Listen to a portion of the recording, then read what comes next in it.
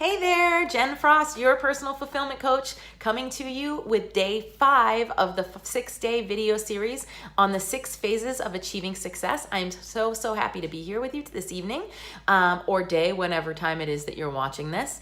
And I'm excited to be sharing with you phase 5. And phase 5 is all about accountability, which is really cool. So we're going to tackle that here in a minute. But first I want to just talk about and recap the first 4 phases for you. The first thing I want to talk about is, what does success mean to you? We've talked about this a little bit in the beginning of the other videos, but if you're hopping on new and you're wondering what this is all about, the cool thing about this system is that you can use this to achieve whatever you define success to be for yourself. For some people, that's a financial goal. For some people, that's a relationship goal. For some people, it's simply having your house organized in a way that you know that you can live your life free of overwhelm and be able to find everything exactly where you want it to be. It can also mean knowing that, and this is my personal version of success, is knowing that you're waking up every single morning excited about what you get to do that day, knowing that you're making a contribution to this world in a positive way, that you're going to be able to impact and inspire people to be able to continue to grow as well. So whatever your definition of success is, this 6-phase program is going to work for you. So let's talk through the phases we've already covered real quick. The first phase is all about achievement. It's about defining what it is that you want to achieve. And this can work for your long-term goals, and it can also work for your very short-term mission that you have, whatever that short-term goal is. Maybe you're going after that next promotion, or maybe you are ready to quit your job and start a new career. That can be a short-term and a long-term goal all in one. So achievement is all about defining what it is you want to achieve so that you have an end goal so that you can apply the rest of these phases, okay? And if you want more on that, go back to the day 1 and I talk in length about that. Phase 2 is all about your attitude, and it's about having a positive attitude so that you can be open to awesome opportunities and you can be excited about what it is you're doing, and also identifying the things that have held you back in the past from being able to really go after your goals, and flipping that perspective and that mindset so that you can now actually take action and do what you need to do to make these awesome achievements happen in your life. Phase 3 is all about alignment, and that is looking at how you're living your life every day. Are you living your life every day in choosing to tackle tasks that are aligned with these goals that you've set for yourself? And are these goals that you've set for yourself aligned with what it is that you imagine your vision to be and your big dreams are? So that is alignment, and again, I go into a lot of depth on how to figure that out for yourself in the day 3 video. Day 4 was all about action, and we had some really cool productivity tips in there and some different stuff talking about action, but action is action, right? Like, we cannot just sit there and imagine that we're gonna have all these awesome things happen in our life without taking action on them. Some people call it hustle, some people call it inspired action. I personally prefer inspired action because I want to make sure whatever you're working on or whatever I'm working on is aligned with where I wanna go. So to me, that makes it inspired. So that's what action's all about.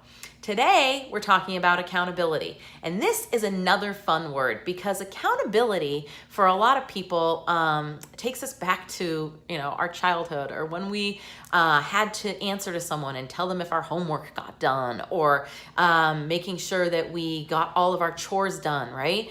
And someone was gonna hold us accountable if we didn't get XYZ done.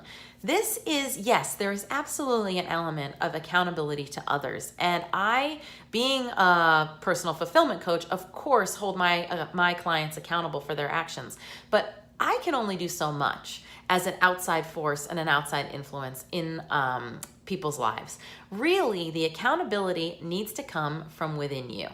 And that is the point of this phase. It's really about figuring out what you're gonna do to be able to hold yourself accountable.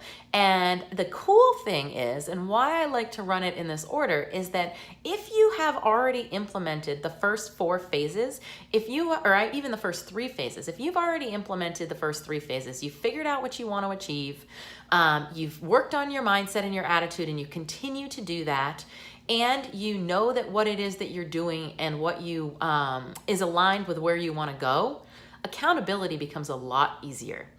because you know that you're doing something that you are meant to be doing.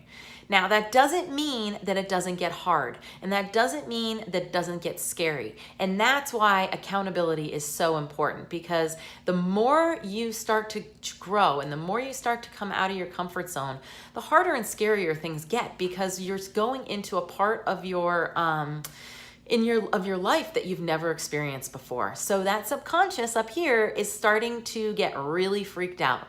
And it's like, oh my gosh, really? Why are we doing this? I was super happy over here in this corner, hanging out and not having to do anything that ruffled my feathers. All I want to do is protect you. So let's just hang out over here, right?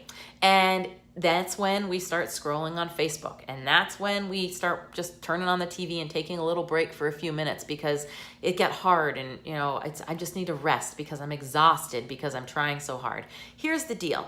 First of all, if you're in alignment with your stuff, then there's a way to do this where it doesn't have to seem so hard. But at the same time, when these things happen, the way you can hold yourself accountable and keep yourself on track is to figure out what it is that's stopping you from wanting to do it. Because most of the time, there's some sort of a fear, or there's some sort of a resource issue, or there's something going on that if you can figure that out and then hold yourself accountable for that, you're going to start picking back up with the action. Right? So say you wanted to lose weight and all of a sudden you derail and you go off of your eating program, right? Why are you doing that? There's something that triggered something that kept you from following along with the actions that you intended to take. And you are the only person that's going to be able to hold yourself accountable, to be able to ask yourself, what's really going on here? Why am I not fulfilling my promise to myself when it comes to taking care of myself and being healthy? And the more you're able to do that in whatever your goal is, the more you're going to be holding yourself accountable. So that is the message I wanted to send you tonight on accountability. It's a funny word. Some people like to use it, some people don't. I prefer to use it, well, mostly because it starts with an A and it goes along with the rest of my phases, but also because it's a good succinct word to explain what I want you to get out of this phase. So I'd love to know, what are you going to do to hold yourself accountable for this awesome, awesome achievement that you have set as your mission and your goal?